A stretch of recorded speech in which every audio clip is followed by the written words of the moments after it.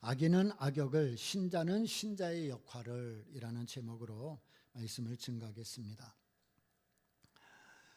이스라엘이 블레셋과의 전투에서 크게 패하면서 사울과 요나단이 죽음을 당했죠. 이제 사울이 죽음을 당했기 때문에 당연히 그 다음은 이제 다윗이 왕이 되어야 할 차례입니다. 이미 사무엘 선지자로부터 왕으로 기름 부음을 받았고, 그리고 사울이 이제 유고가 되었으니 당연히 다윗이 왕이 되는 것은 누구도 말릴 수 없고 또 방해할 수 없는 일이죠. 그런데 이게 생각대로 안 되는 겁니다. 계획대로 안 되는 겁니다. 사울의 군대 장관이었던 아브넬이 사울의 아들이었던 이스보셋을 왕으로 옹립하게 됐습니다. 그러고 보니까 11지파는 이 이스보셋을 왕으로 인정하고 섬기고, 오직 유다 지파만이 헤브론에서 다윗을 왕으로 인정하고 섬기는 겁니다. 아니, 다윗이 자동적으로 왕이 될 줄 알았는데, 사울 왕이 죽은 다음 자동적으로 될 줄 알았는데 이상하게 일이 꼬이게 된 거예요. 생각지 않은 일들이 벌어지고 예측하지 못했던 일들이 생겼습니다. 이게 우리 인생도 그런 거죠. 내 생각대로 되면 얼마나 좋겠어요. 내 계획대로 이루어진다면 얼마나 좋겠어요. 그런데 그게 마음대로 안 돼요. 생각처럼 안 돼요. 그러니까 우리 인생이 답답하고 힘들고 어려운 점이 많은 겁니다. 내 생각대로 되고 내 계획대로 되고 맘먹은 대로 되면 뭐 하려고 힘들다고 그러고 왜 힘들다고 어렵다고 하겠어요. 근데 우리 인생이 힘들고 어렵고 고난이 많은 것은 내 생각대로 내 계획대로 안 되는 일이 더 많기 때문이죠. 우리가 아무리 힘쓰고 애써서 기도해도 응답이 안 되는 경우가 더 많잖아요. 물론 우리가 잘못된 기도를 할 때도 있겠지만, 우리가 기도해도 하나님의 뜻과 하나님의 때와 하나님의 방법과 다르기 때문에 안 되는 경우가 있는 거예요. 어찌 보면 하나님의 방법과 그 때가 더 선하기 때문에 기다리면 되는데 우리는 조급하잖아요.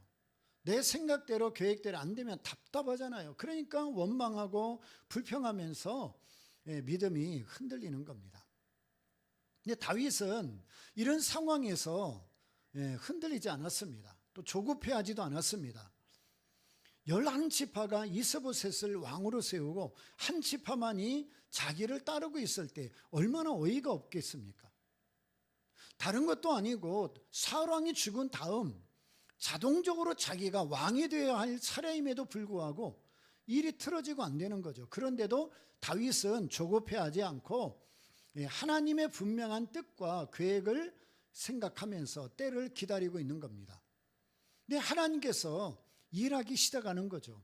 이런 상황에 있을 때 이제 아브넬이 사울에 첩하고 간통을 벌려요. 근데 그거를 알게 된 이스보셋이 이 아브넬을 책망하게 됩니다.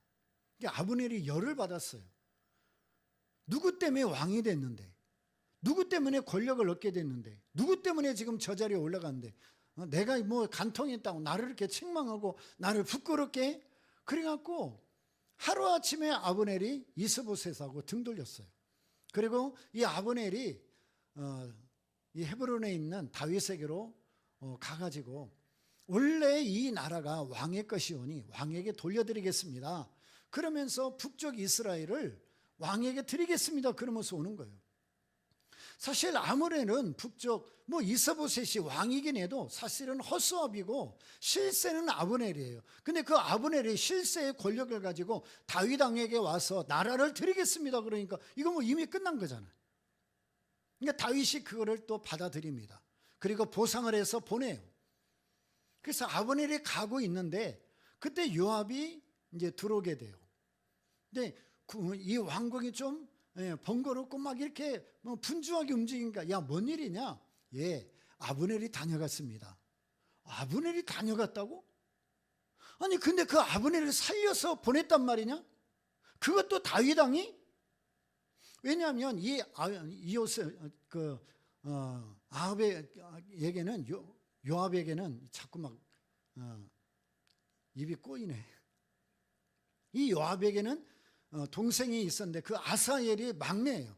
근데 이 아브넬이 전쟁에서 이제 도망가고 있었는데 이 아사엘이 끝까지 쫓아가는 거예요. 아브넬이 아사엘아 너 나 쫓지 마라. 너 그러다 죽는다. 그래도 이 아사엘이 끝까지 쫓아가니까 창으로 찔러서 그만 이 아사엘이 죽어요. 그러니까 이 요압에게는 이 아브넬이 원수죠. 내 동생을 죽인 원수. 그런데 그걸 뻔히 아는 이 다윗이 그냥 보냈다? 그러면은 이 왕을 내가 섬길 수 있겠는가? 내가 다윗왕하고 좋은 관계를 가질 수 있겠는가? 의심도 들 거 아니에요. 어떻게 내 동생을 죽인 원수를 그냥 보낼 수 있단 말인가? 그래서 이제 사람을 보내가지고 아브넬을 다시 데려와요. 그래갖고 요압이 결국은 중요한 말을 하는 것처럼 옆골목으로 데려가서 칼로 배를 찔러서 죽입니다. 이 아브넬이 죽었다는 소식을 듣고 이 다윗이 애가를 지어서 슬퍼하며 노래를 부르잖아요. 그 모습을 보는 요압은 어떻게 했어요? 죽어 마땅한 자가 죽었는데 왜 우리 다윗 왕은 슬퍼할까? 내 마음을 저렇게 모를까? 내 동생을 죽인 이 원수를 내가 죽이면은 그건 응당 심은 대로 거둔 것이다 라고 생각해야지 왜 저렇게 슬퍼하며 노래를 부르나? 아마 요압 입장에서는 그게 상처가 되고 그게 아마 마음속 깊은 곳에 자리 잡게 될 거예요. 결국 나중에 이제 가면은 이 요압과 다윗도 서로 또 등이 돌려지고 서로 원수지간이 되죠. 왜냐하면 이 요압이 끝까지 다윗 옆에 있지 않냐고 그 다윗의 아들 그 누구예요? 이름이 생각 안 나네. 누구예요? 아자로 시작하는데. 그 반역을 일으킨 아들 있잖아요. 근데 그 아들 편에 서 가지고 요압이 군대 장관을 해요. 그 바람에 다윗과 이제 또 관계가 깨져버리고. 근데 이게 왜 이런 일이 벌어지는가? 결국은 이 요압이 이런 사건들이 쌓이고 쌓여서 결국은 이 다윗과도 결국은 관계가 깨져버리게 되는 거죠. 그리고 요압도 나중에는 또 죽음을 당하게 돼요. 여러분, 참 이 세상은요 하루도 편할 날이 없어요. 요즘 우리가 사는 세상 보면 참 하루가 멀다 하고 뭔 일이 계속 터지잖아요. 지금 저기 중동 쪽에 있는 저도 한번 다녀온 나라인데 네팔이라는 나라는 지금 아주 난리가 났습니다. 총리가 사이모라고 헬리콥터 타고 도망가 버렸어요. 왜냐하면 이 나라에서 SNS를 전부 다 그냥 통제하면서 닫아버린 거예요. 못하게. 그러니까 젊은 사람들이 다 들고 일어나가지고 막 지금 도시 전체에 사람들이 나와가지고 데모를 하고 대통령궁 불태버리고 국회도 불태워버리고 지금 아주 난리가 나고 오늘 아침에 보니까 19명이 죽고 한 400여 명이 지금 큰 부상을 당했다. 그렇게 지금 뉴스가 나오던데 어쨌든 지금 세상이 이런 겁니다. 전쟁도 끝이 나지 않고 기근도 또 자연재앙도 수많은 것이 지금 이렇게 어려움을 당해요. 그러니까 한편으로 보면 이 성경에도 보면 끊임없이 살인하고 사람을 죽이고 전쟁하는 일들이 끊임없이 일어나잖아요. 가인이 아벨을 죽여요. 사울은 끝까지 다윗을 죽이려고 쫓아다녀요. 그리고 오늘 여기도 보니까 요압이 아브넬을 죽이고 또 오늘 본문에 보면 레갑과 그 형제 바하나가 이스보셋을 죽이고 도대체 이 세상은 왜 이렇게 살인과 죽음과 전쟁과 혼란들이 가득할까? 안 믿는 사람들이 사는 세상이 그런다고 치면 그도 이해가 되는데 아니 지금 구원받은 우리가 살고 있는 세상이죠. 안 믿는 사람은 그렇다 치더라도 꼭 가려는 건 아니지만 예수 믿고 구원받은 우리가 사는 세상이잖아요.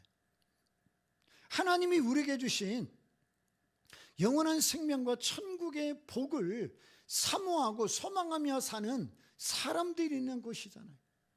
근데 하나님은 왜 이렇게 혼돈이 많고 죽음이 많고 살인이 많고 전쟁이 많고 그리고 싸움이 많은 이 세상에 우리를 계속 살게 하시는가? 지난주에도 말했지만 여러분, 이런 세상 속에서 흔들리지 말고 너는 내 길을 가라는 것이고, 오늘 여기 본문을 보면서 오늘 제목이 악인은 악역을, 신자는 신자의 역할을 그랬는데, 이런 역사 속에서도 여러분, 악인은 악인의 길을 걸어가며 그 역할을 하는 것이고, 신자는 그 악한 사람들의 행위들을 보며 흔들리지 말고 신자는 신자로서의 그 길을 걸어가라는 거예요. 다르게 말하면 아무리 세상이 혼돈하고 싸움이 많고 죽음이 많고 별의별 일이 일어나도 신자는 그 신자라는 정체성과 신분과 자격과 그 약속을 버리지 말고 흔들리지 말고 그 길을 걸어가라. 그리고 그 역할을 하라. 사울은 다윗을 그렇게 죽이려고 쫓아다녔잖아요. 그럼 하나님이 빨리 없애버리면 얼마나 좋아요? 그런데 끝까지 그 길을 걸어가게 해요. 왜? 사울은 사울의 역할이 있는 거고 다윗은 다윗의 역할이 있는 거예요. 요압은 요압의 역할이 있는 거고 아브넬은 아브넬의 역할이 있는 거고, 오늘 여기 이스보셋은 이스보셋의 역할이 있는 거고, 레갑과 바하나는 또 그들 나름대로의 그 길과 그 역할이 있는 거예요. 여러분, 우리 북한에 있는 김일성, 김정일, 김정은,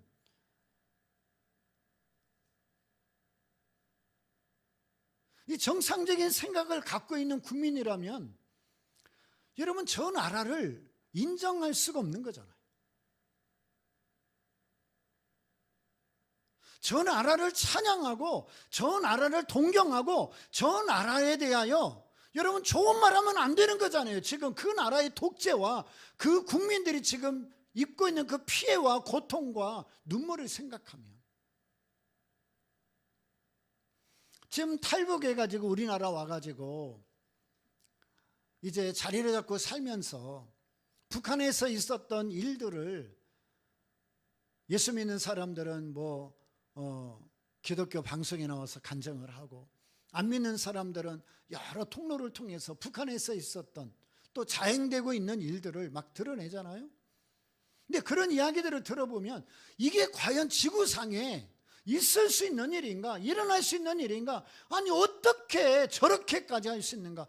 그런 아주 충격적인 일들이 북한에서 자행되고 있음에도 불구하고 우리나라 사람들 중에 상당수가 북한을 찬양하고 북한에 대하여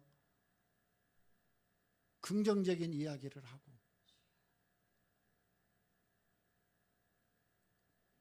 예전에 우리가 김일성 왜 안 데려가나, 하나님은 도대체 뭐하고 김일성 안 데려가나, 김정일 안 데려가나, 여러분 김정은 안 데려가나, 그런 얘기 많이 했잖아요. 근데 결국은 그들은 그들의 역할이 있는 거예요. 우리는 우리의 역할이 있는 거고.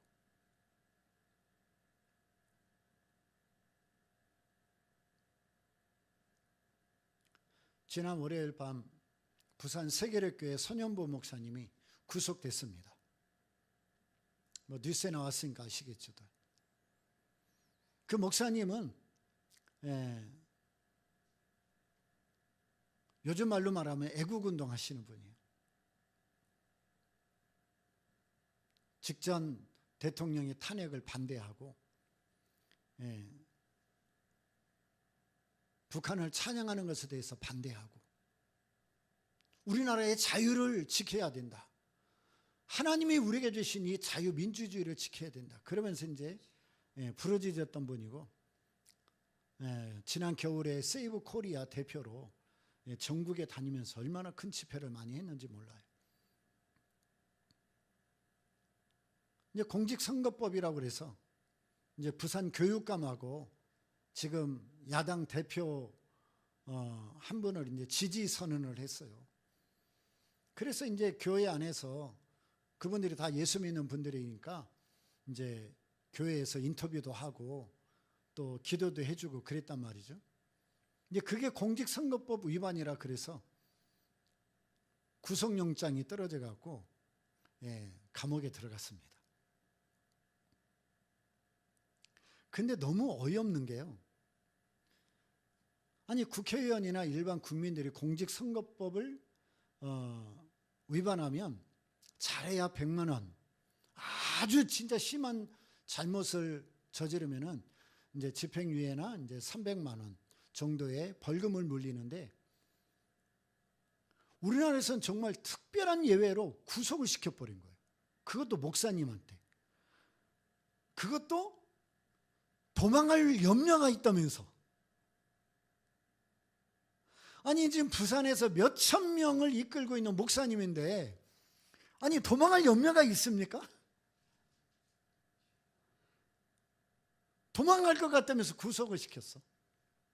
근데 그 구속시킨 판사가 누구냐면 북한을 찬양하고 그다음에 김일성 주의를 막 공부하고 막 브로셔를 만들고 하는 그런 사람들하고 학생들은 영장 청구에서 기각했던 판사예요.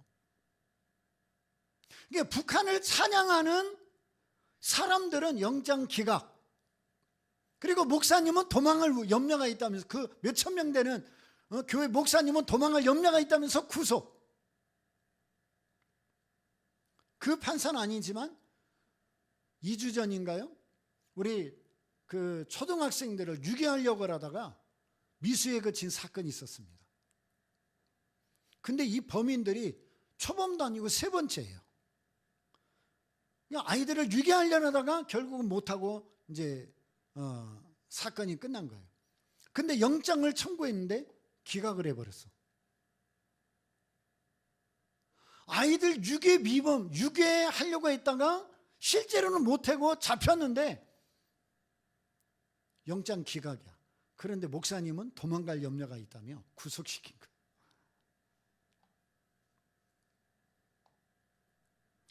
오늘 좀 사회 이야기가 좀 많이 나오고 있는데 여러분 뭐 다 아시지만 미국 조지아에서 우리나라 근로자들 300명 넘는 분들이 지금 붙잡혀 있죠. 저는 이 사건을 보면서 그런 생각에서 한번 영적인 것으로 한번 해석을 해봤어요. 오늘 오후에 그 한 채널을 통해서 들으니까 지금 그 300여 명 넘는 분들은 하청에 하청을 준 밑에 있는 분들인 거예요. 거의 다. 그러니까 정식 비자를 받고 들어간 분들이 아니라 이스타라고 해서 이제 관광이나 이런 것들로 들어가는 분들인데 그 들어가 가지고 사실은 일하면 안 되거든요. 그거로 들어가면. 근데 이제 불법으로 일한 거죠. 근데 미국에서 나온 소식통에 의하면 이 지금 FBI며 그다음에 뭐 이민국이며 그 이번에 막 장갑차까지 들어갔거든요. 그 사람들 잡는다고. 그러니까 이게 이제 이미 정보가 나갔대요. 그래서 급습할 것에 대해서 정보가 나가가지고 이 LG라든지 이쪽에 있는 윗분들은 그날 출근 안 한 거야. 그리고 잡혀있는 300여 명 정도만 그 정보를 모르고 출근했다가 다 잡혀버린 거예요. 저는 그거를 보면서 성경에 예수님의 재림과 여러 가지 사건과 그 다음에 일어날 일들과 징조들을 보이면서 여러분 깨어나셔야 됩니다. 준비하셔야 됩니다. 기도하셔야 됩니다. 믿음을 지켜야 됩니다. 계속 경고하거든요. 근데 미국에서 계속 경고했어요. 지금 그러면 안 된다, 그러면 안 된다. 경고했는데 무시하다 이번에 확 잡혀버린 거예요. 근데 우리나라에서는 뭐 자진 출국해서 온다고 그래서 이제 오늘 출국해가지고 내일 저녁에 도착할 거라고 얘기했는데 미국이 안 넣어줘요. 그래서 지금 출발을 못하고 있습니다. 근데 지금 우리나라에서는 자진 출국이라고 그러지만 미국에서는 국토부 장관이 추방할 거다 그랬거든요. 추방이라는 단어로 이 사람들이 만약에 우리나라 오잖아요. 그러면은 평생 미국 못 갑니다. 그분들은 블랙리스트 올라가서 그분들은 어떤 일이 있어도 미국 못 들어가요. 컴퓨터에 그분들 이름이 다 따라갖고 비자 신청하면 다 리젝트 돼. 평생 못 들어가는 거예요. 그러니까 추방이 될지 자진출국이 될지 모르겠지만 어쨌든 자진출국이면은 다행이지만 추방된다 그러면 평생 미국 못 들어가요. 이게 지금 얼마나 불안한 일이에요. 근데 뉴스에 보니까 와, 옛날 흑인 노예들을 끌고 가듯이 이 쇠사슬로 배를 묶고 다리를 묶고 그 다음에 수갑을 채우고 그래가지고 전부 다 끌고 가더라고. 흑인 노예들을 끌고 가듯이 우리나라 근로자 300명이 넘는 사람이 지금 그러고 끌려간 거예요 지금. 우리나라에서는 분명히 오늘 출국해서 내일 저녁에 도착할 거라고 큰 소리 쳤는데 미국에서 지금 안 넣어줘가지고 출국 지금 돌아오지도 못하고 출발도 못하고 있는 상황이에요. 자, 미국에서 경고했어요. 몇 번 경고했어요. 그리고 그날 온다는 거를 정보를 어떤 경로를 통해서든지 들은 사람들이 있어요. 근데 그 사람들은 야, 오늘 나가면 큰일 나겠다. 그러고서는 안 나왔어. 그 사람들은 체포가 안 됐어. 정보가 없거나 무시한 사람들은 다 잡혔어. 조금 억지로 끼워 맞출 수도 있는 이야기지만 예수님이 다시 오심에 관하여 성경에서 말하는 징조와 경고와 그리고 사건과 많은 이야기들로 우리에게 경고합니다. 준비하라고 합니다. 깨어 있으라고 합니다. 믿음을 지키라고 합니다. 하나님 말씀을 듣고 그래 깨어 있어야 되겠다. 믿음을 지켜야 되겠다. 지금 때가 이럴 때가 아니구나. 내가 이렇게 살면 안 되겠구나. 그러면서 세상의 많은 유혹과 도전과 공격과 수많은 영적 싸움에서 끝까지 내 걸음을 지키고 내 길을 걸어가고 내 믿음을 지키고 내 정체성을 흔들리지 않고 걸어간 사람들은 주님이 다시 오실 때 어린이 혼잔치에 참여하고 에이 설마 미국하고 한국은 동맹국가인데 설마 우리한테 지금 미국 트럼프 대통령이 한 얘기가 뭐예요? 동맹은 동맹이고 법은 법이다. 동맹은 동맹이고 법은 법이다. 우리나라에서는 막 긴급하니까 아니 어떻게 동맹국한테 그럴 수 있느냐? 어떻게 동맹국 한국의 근로자들을 체포할 수 있느냐? 우리나라에서는 그렇게 지금 언론에서 얘기해요. 근데 미국에서는 뭐라고 그러는지 알았어요? 아니 동맹국이면서 어떻게 불법 체류하며 할 수 없는 일을 하냐? 똑같은 사건도 보는 것이 전혀 반대인 거예요. 아무리 얘기하고 경고해도 듣는 사람은 하나님 앞에 설 날이 올 거고 무시하고 경고를 듣지 않냐고 그냥 자기가 마음대로 살아가는 사람은 잡힌단 말이야. 결국 마지막에 부끄러움을 당하고 버림을 당하고 바깥 어두운 데서 일을 가며 슬피 우는 일들이 벌어진단 말이에요. 경고할 때 들어야죠. 조심해야죠. 법을 지켜야죠. 마찬가지로 믿음을 지켜야죠. 거룩한 삶을 살아가야죠. 하나님 말씀을 붙들어야죠. 끼어 있어야죠. 주의 다시 오심을 준비해야죠. 그거 안 하면 부끄러움을 당할 때가 온단 말이에요. 부끄러움을 당할 때가.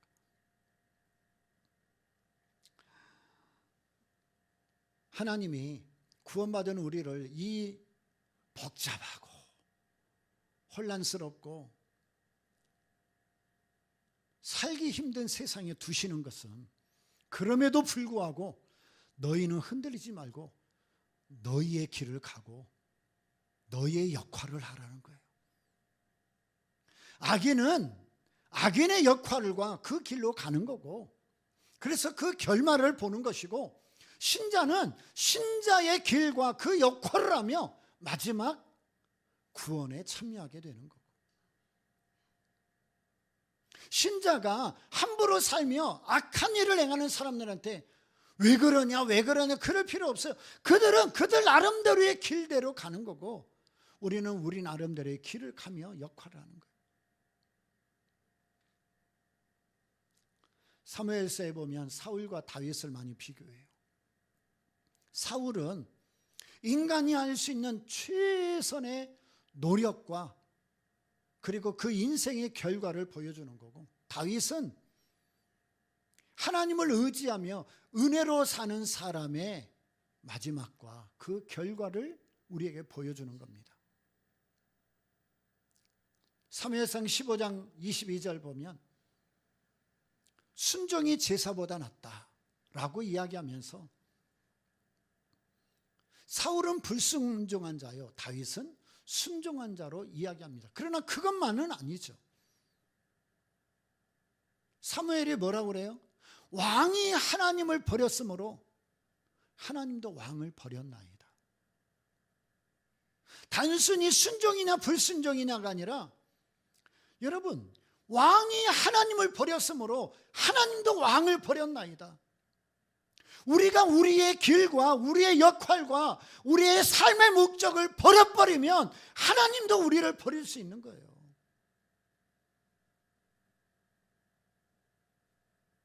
왕이 하나님을 버렸으므로 하나님도 왕을 버렸나이다.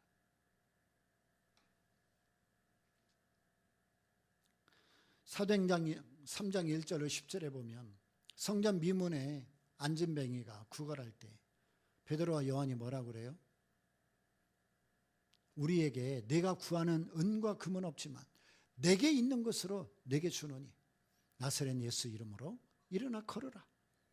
그 말과 함께 즉시로 그 안진뱅이가 일어나서 뛰며 걸으며 성전에 들어가 하나님을 찬미했다.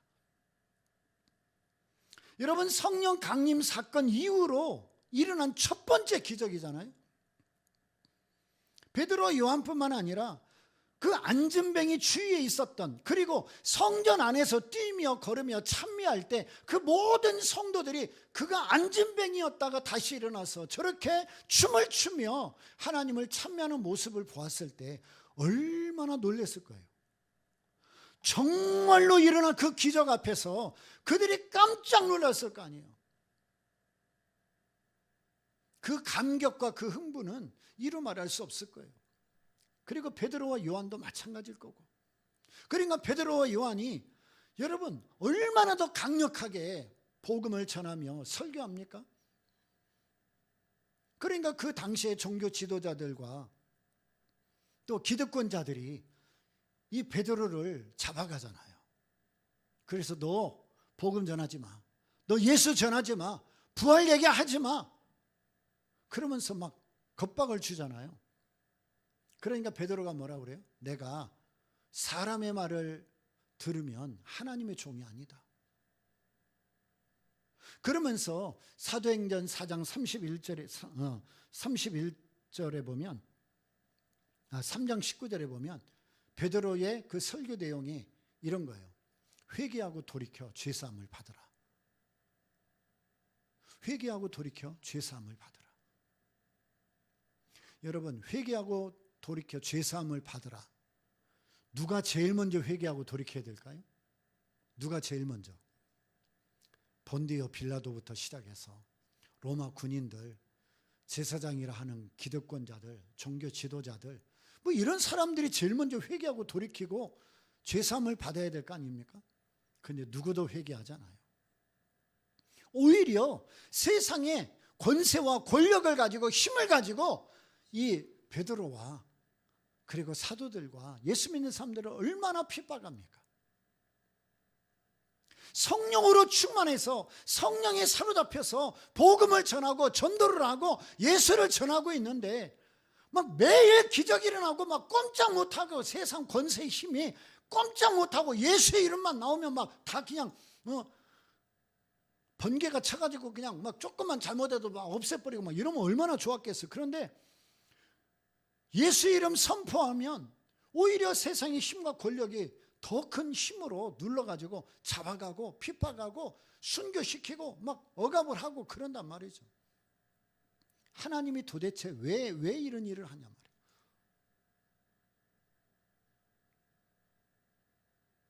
우리는 은혜롭게 살고 싶잖아요.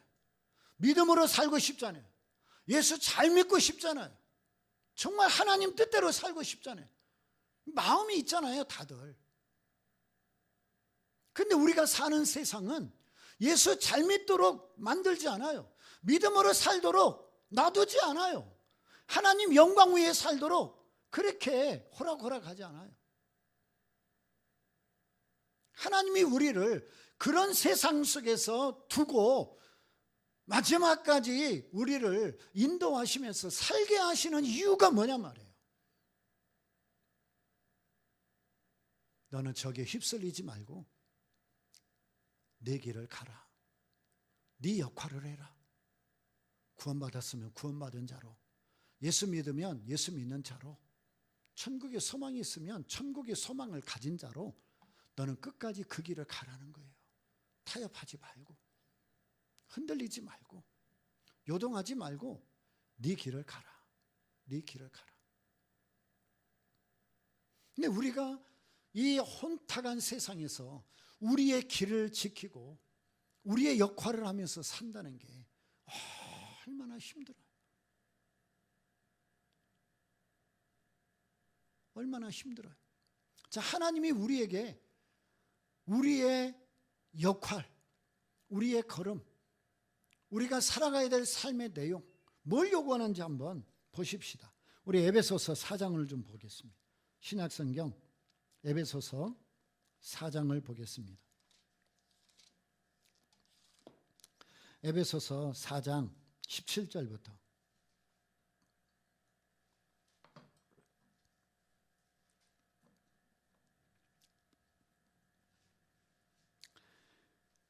구원받은 우리에게, 예수 믿는 우리에게 세상 속에서 어떻게 살라고 말씀하시나. 에베소서 4장 17절부터 그러므로 내가 이것을 말하며 주 안에서 증거하노니 이제부터는 이방인이 그 마음에 허망한 것을 행한 같이 너희는 행하지 말라. 거짓되고 망령되게 살지 말란 말이에요. 함부로 살면 안 된다 그 말이에요. 저희 총명이 어두워지고 저희 가운데 있는 무지함과 저희 마음이 굳어짐으로 말미암아 하나님의 생명에서 떠나 있도다. 저희가 감각 없는 자 되어 자신을 방탕에 방임하여 모든 더러운 것을 욕심으로 행하되, 자기 마음대로 사는 겁니다.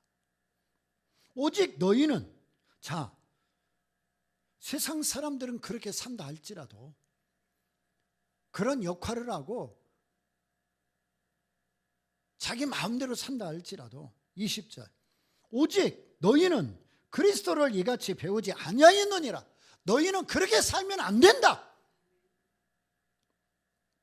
진리가 예수 안에 있는 것 같이 너희가 과연 그에게서 듣고 또한 그 안에서 가르침을 받았을진데 너희는 유혹의 욕심을 따라 썩어져가는 구습을 좇는 옛사람을 벗어버리고 오직 심령으로 새롭게 되어 하나님을 따라 의와 진리의 거룩함으로 지으심을 받은 새 사람을 입으라. 여러분, 여기에 새 사람을 입으라는 것은 하루아침에 바뀐다는 게 아니에요. 하루아침에.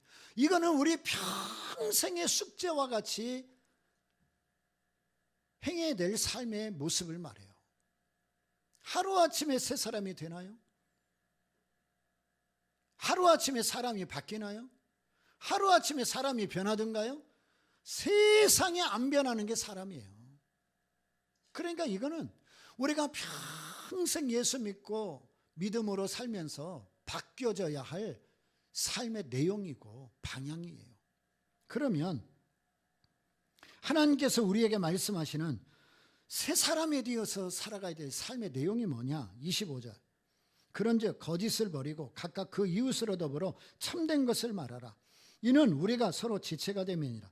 분을 내어도 죄를 짓지 말며 해가 지도록 분을 품지 말고 마귀로 틈을 타지 못하게 하라. 도적질하는 자는 다시 도적질하지 말고 돌이켜 빈궁한 자에게 구제할 것이 있기 위하여 제 손으로 수고하여 선한 일을 하라.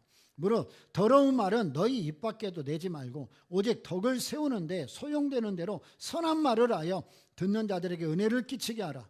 하나님의 성령을 근심하게 하지 말라. 그 안에서 너희가 구속의 날까지 인치심을 받았느냐. 너희는 모든 악독과 노함과 분냄과 떠드는 것과 회방하는 것을 모든 악의와 함께 버리고 서로 인자하게 하며 불쌍히 여기며 서로 용서하기를 하나님의 그리스도 안에서 너희를 용서하심과 같이 하라.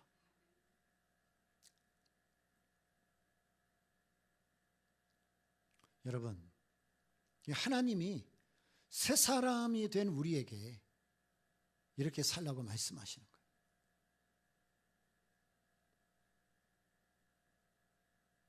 여러분의 삶을 오늘 이 말씀에 한번 대입해 보세요. 과연 나의 삶은 하나님이 요구하는 이 삶에 얼마만큼 가까이 있는가? 얼마만큼?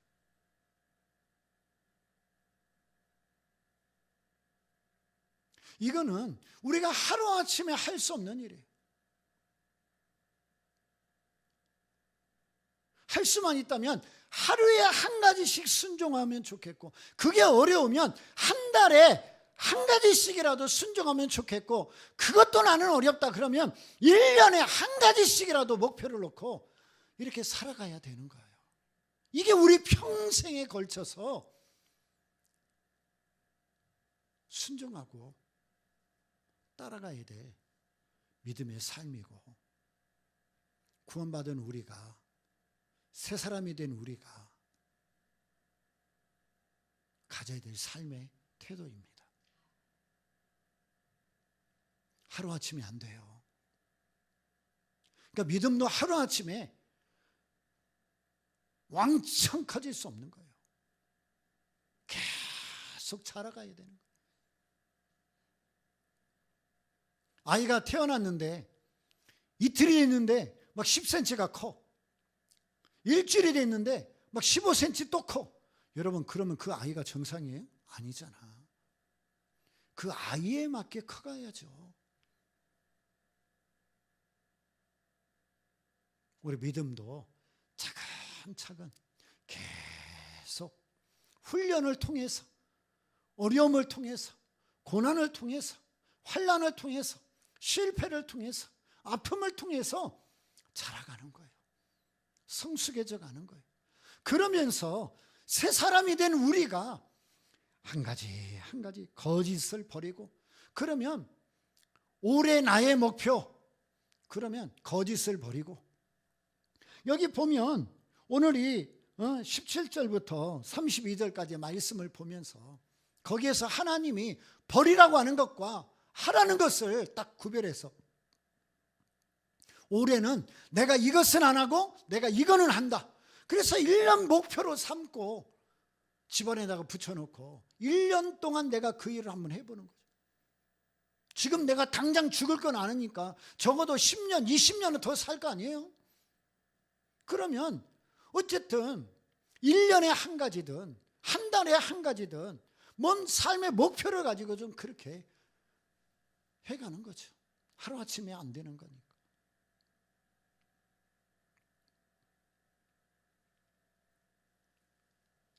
여러분, 지금 세상은 너무 힘들어요. 예수 믿는 우리가 살기에 너무 힘든 세상이에요.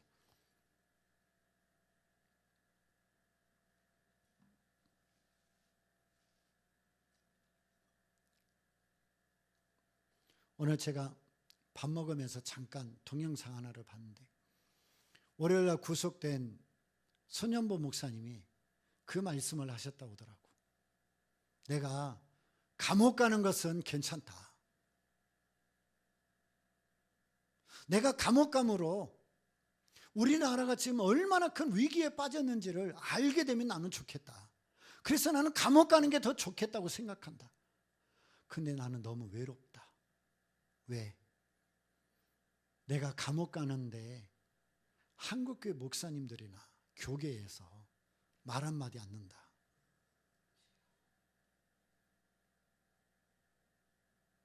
참 마음이 아프더라고요.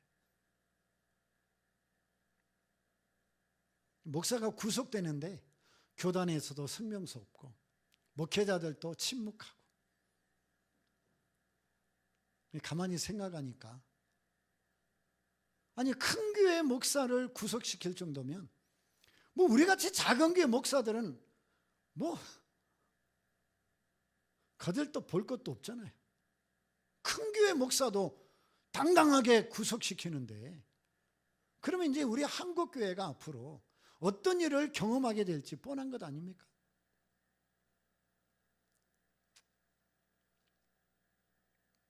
지금 우리나라가 정부 조직을 완전히 바꿉니다. 정부 조직을 완전히 바꿔요.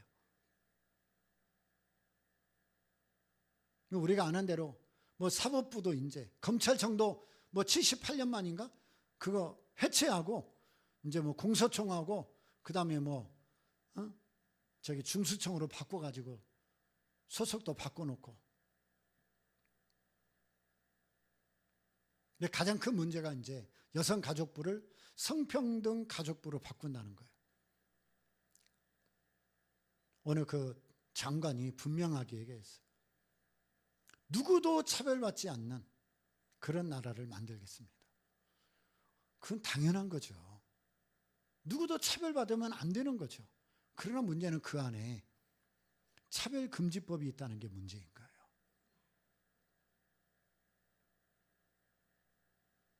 교회든 직장이든 어디든 간에 만약에 목사가 설교를 했어. 근데 성도들 중에 혹시나 마음에 시험이 들어가지고 오늘 목사님 설교 때문에 내가 차별받았습니다. 그러고 신고하면 목사 끌려가야 됩니다. 이제 교회 안에서 동성애라든지 뭐 이런 성적인 문제라든지 낙태 문제라든지 이런 거 얘기하면 차별받았다 그러면 목사 끌려가야 됩니다. 목회자들 입에 재갈 물리는 법입니다. 몇 년 안 남았어요. 곧 시행됩니다. 오늘 어떤 목사님이 인터뷰하면서 그 얘기했더라고요. 우울증이 왔대. 저 일산이 아주 큰 교회인데 대통령이 구속이 되고 정부가 완전히 바뀌면서 방향이 전혀 다른 곳으로 가다 보니까 우울증이 와가지고 자리에 앉기만 하면 눈물 나오고 아무것도 하기 싫고 창밖 보면은 한숨만 나오고.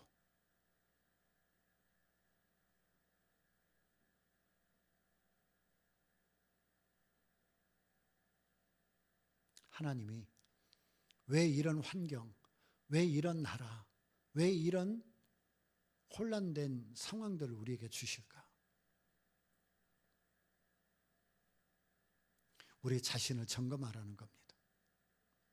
네가 누구인지를 정확히 알라는 겁니다. 네가 어떤 길을 가야 되는지를 기억하라는 겁니다.